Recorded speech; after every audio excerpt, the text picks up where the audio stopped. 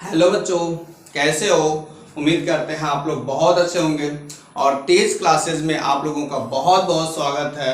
और आज के वीडियो में हम लोग बहुत ही अच्छा टॉपिक पढ़ने वाले हैं। शारीरिक का बहुत ही अच्छा सा टॉपिक पढ़ने वाले हैं और साथ साथ आपके लिए काम भी है। अभी मैं बीच में बताऊंगा क्या काम है। और पहले थोड़ा सा देखते हैं। काम यही है कि आपको एक क्वेश्चन होमवर्क मिलेगा, इस क्वेश्चंस को करना होगा और उसका आंसर आपको कमेंट बॉक्स में करना होगा। देखते हैं इस क्वेश्चंस को आप समझते हैं और इसके अनुसार ये जो होमवर्क आपको मिलेगा इसका सॉल्यूशन आप कर देते हैं कि नहीं, आंसर देते हैं कि नहीं, प्लीज जरूर करिएगा। देखते हैं तो पहला क्वेश्चन क्या कह रहा, दिए गए आव्यूहों के व्युत्क्रम जिनका अस्तित्व हो ज्ञात कीजिए। कह रहा दिए गए आव्यूह का व्युत्क्रम इज इनवर्स फाइंड करना है, इनवर्स ज्ञात करना है जिसका अस्तित्व हो। एक बात और बोल रहा कि जिसका अस्तित्व हो। आज अस्तित्व होने का मतलब क्या होता है, जिस आव्यूह का परिमाण शून्य नहीं होता है, शून्य के अलावा और कुछ भी होता है, उसी आव्यूह का अस्तित्व होता है और उसी का हम व्युत्क्रम ज्ञात कर पाते हैं। जिसका भी परिमाण क्या मिलेगा, शून्य मिलेगा, वो उस आव्यूह का अस्तित्व ही नहीं होगा और अस्तित्व अगर नहीं होगा तो उसका हम व्युत्क्रम नहीं ज्ञात कर पाएंगे, ये ध्यान दीजिएगा। तो ठीक है, पहले हम इसका व्युत्क्रम निकालने चल रहे हैं, लेकिन पहले इसका अस्तित्व पता कर लेते हैं कि अस्तित्व है या नहीं है। तो पहला क्वेश्चन हम आपके सामने ले रहे हैं और ये वाला जो क्वेश्चन है ये आपको होमवर्क मिलेगा।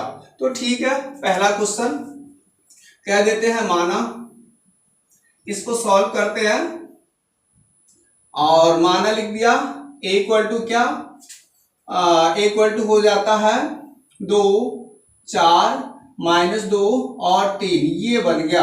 पहले इसका अस्तित्व देख लेते हैं है या नहीं है, मतलब इसका परिमाण निकाल लेते हैं। तो मार a कर लीजिए, मार a ज्ञात कर लीजिए। क्या हो जाएगा, मार a इसका इसमें मल्टीप्लाई करवाइए, गुणा करवाइए, 3 गुणे 2 और माइनस इसका गुणा करवाइए, 4 गुणे -2। फिर देखिए क्या होता है, फिर क्या होगा, 3 गुणे 2 करेंगे 6 आएगा और माइनस 4 गुणे 2 ये भी -8 आएगा। और इस तरह से क्या मिल रहा, 6 माइनस और माइनस क्या बन जाएगा, प्लस बन जाएगा। और इस तरह से मार ए का मान हमें मिल रहा है 14। ये 14 आ गया, शून्य के बराबर तो नहीं है, शून्य के बराबर नहीं है, अतः कह सकते हैं क्योंकि मार ए इज नॉट इक्वल टू 0, ये 0 के बराबर नहीं है, अतः इसका अस्तित्व है, इसका अस्तित्व है।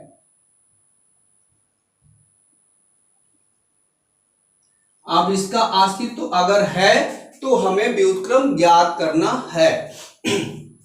तो व्युत्क्रम ज्ञात करने से पहले हमें सहखंडों को ज्ञात करना पड़ता है और सहखंडों का आव्यूह हमें निकालना पड़ता है, उसके बाद हम उनका व्युत्क्रम निकाल सकते हैं। तो चलते हैं, पहले सहखंडों को निकाल लेते हैं। कह दें अतः क्या हो जाएगा, A11 या ऐसे कह सकते हैं सहखंड A11। तो देखिए पहली बार मैं इसका फार्मूला लिख दे रहा हूं, इसके बाद हम लोग फार्मूला नहीं लिखेंगे, डायरेक्ट टू डायरेक्ट लगाते चलेंगे। सहखंड का फार्मूला क्या होता है, -1, ये बन जाएगा।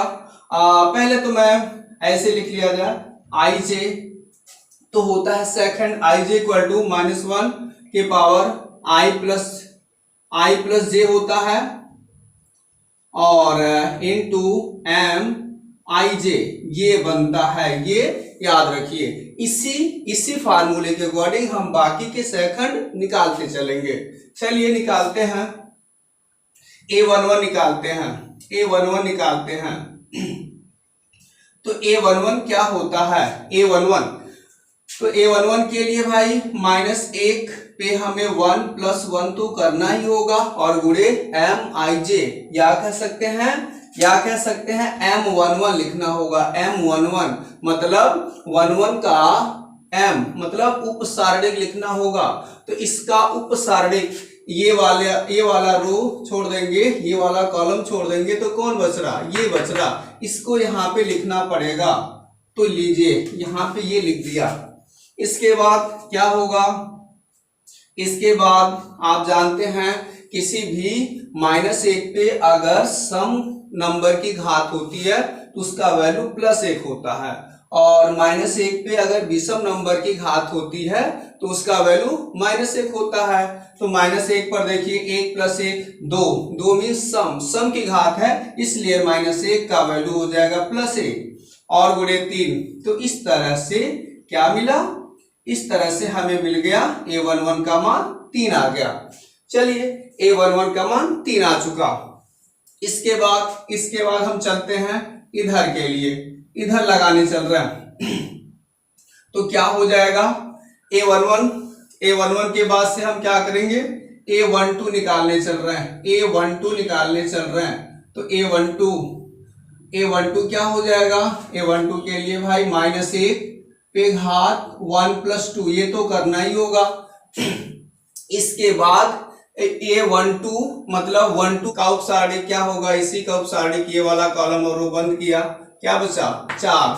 तो ये 4 लिख देंगे यहाँ पे, और इस तरह से क्या हो जाएगा? A12 का मान हो जाएगा -1। अब बताइए -1 पे विषम की घात है, विषम की घात जब होती है तो -1 का मान -1 ही रह जाता, और सम की घात होती है तो -1 का मान +1 हो जाता। तो यहाँ पे -1 विषम की घात है, इसलिए -1 ही रह जाएगा, और गुणे 4 किया बराबर -4, ये बन गया। अच्छा, A12 भी निकल गया। अब यहाँ पहुंचते हैं A21 निकालने चल रहे हैं, A21 निकालने चल रहे हैं। अब तो धीरे धीरे चीजें समझ में आ चुकी होगी, हम लोग थोड़ा डायरेक्ट चलते रहेंगे। ये -1 किया और 2 + 1 कर दिया। 21 का उपसारणिक क्या होगा? -2 हो जाएगा, ये लिख दिया। और इसके बाद क्या हो जाएगा? आप -1 पर फिर 2 + 1 3 विषम है, तो इसका परिमाण -1 ही होगा, और गुणे -2 ये बन जाएगा, और -2 गुणे 1 2। तो इस तरह से A21 का मान लीजिए ये आ गया। अच्छा, A21 यहाँ आ गया। इसके बाद हम थोड़ा सा इधर चलते हुए हैं, और ये थोड़ा मिटा दे रहे हैं, ये मिटा दे रहे हैं। फिर क्या हो जाएगा? इस तरह से ये बन जाता है। अब A21 हो गया। अब A22 निकालिए, क्या हो जाएगा? A22 ये भी एकदम वही काम है, -1 लिखा, इन दोनों को जोड़ दिया, 2 + 2 कर दिया। इसके बाद 22 का माइनर मतलब उपसारणिक, तो 22 का उपसारणिक कौन होगा? ये दोनों बंद किया, ये बचा 2, गुणे 2 किया, तो ये बन गया। A22 का वैल्यू क्या हो जाएगा? यहाँ -1 पे अब की सम घात हो रही है, 2 + 2 4, सम है, सम मीन्स -1 बन जाएगा +1 और गुणे 2 ऐसा बन जाएगा। और इस तरह से A22 का वैल्यू क्या आया? A22 का वैल्यू आ गया 2 × 1 2, ये बन गया। तो इस तरह से ये हमें सारा का सारा वैल्यू प्राप्त हो गया। अब हम सहखंडों का आव्यूह निकाल लेते हैं, लिख लेते हैं। अतः सहखंडों का आव्यूह क्या बन जाएगा? सहखंडों का आव्यूह आप इसे कहोगे B बराबर कह दिया जाएगा सहखंडों का आव्यूह। क्या बनेगा बताइए? तो A11 कहाँ पे है? A11 यहाँ पे है 3, और A12 कहाँ पे है? A12 यहाँ पे है -4, ये है। A21 कहाँ पे है? A21 यहाँ पे है 2, ये बन गया। A22 कहाँ पे है? ये 2 यहाँ पे है। तो इस तरह से ये आ गया। अब ये आने के बाद अगला स्टेप हमारा ये होगा कि हमें सहखंडज निकालना होगा, मीन्स एडजॉइंट निकालना होगा। तो फिर आप कह सकते हो, क्या कहोगे? कहेंगे क्योंकि एडजॉइंट इक्वल टू होता है ट्रांसपोज ऑफ बी, बी का क्या होता है ट्रांसपोज, मतलब बी का परिवर्त, बी का परिवर्त हो जाता है एडजॉइंट, तो एडजॉइंट इक्वल टू बी का परिवर्त, तो बी का परिवर्त कर दीजिए, ये जो बी है इसका परिवर्त रो को कॉलम में और कॉलम को रो में, ऐसा करना, तो रो को कॉलम में बनाया 3 और -4 ये बना, और ये 2 और ये 2 ये बना, तो यहाँ पे पहुंचे, यहाँ पे हम लोग पहुंच चुके, देखिए यहाँ तक हम लोग आ चुके। अब हमें इनवर्स व्युत्क्रम ज्ञात करना है, तो व्युत्क्रम के लिए एक स्टेप और होता है। अगला स्टेप क्या होता है, ये होता है कि हम जानते हैं ए इनवर्स इक्वल टू क्या होता है, ए इनवर्स इक्वल टू होता है 1/A इंटू एडजॉइंट ए, ऐसा होता है, ये होता है। तो फिर यहाँ पे अब वैल्यू रखने चलते हैं, रख रहे हैं, क्या हो जाएगा ए इनवर्स आपका हो जाएगा, ए इनवर्स हो जाएगा, ये थोड़ा मिटाना पड़ेगा, तो क्या हो जाएगा ये 1/A का मान क्या है, परिमाण कितना है ए का, आया है 14, तो ये 14 लिख दिया, और इंटू एडजॉइंट ए क्या आया है 3 2 -4 और कितना है -4 और है 2 तो इस तरह से यहां पहुंच गए हम लोग। अब ये बन जाएगा, अगर आप चाहें तो इसका इसमें गुणा करवा दिया जाए, गुणा भी करवा सकते हैं, क्या बन जाएगा ए इनवर्स इक्वल टू 1/14 का इसमें मल्टीप्लाई करवा देते हैं, तो 1/14 का यहाँ करवाएंगे तो 3/14 बनेगा, 1/14 का इससे करवाएंगे 2/2 से, तो बन जाएगा, क्या बन जाएगा, थोड़ा डायरेक्ट कर लेते हैं, 1/14 बताइए, 1/14 गुणे ये 2 करेंगे तो 2 से 7 कट जाएगा, 14 कट जाएगा, और इस तरह से 1/7 आ रहा, और वैसे यहां भी करना होगा, माइनस 1/14 का इससे जब करवाएंगे तो क्या बन जाएगा, तो ये बन जाएगा 1/14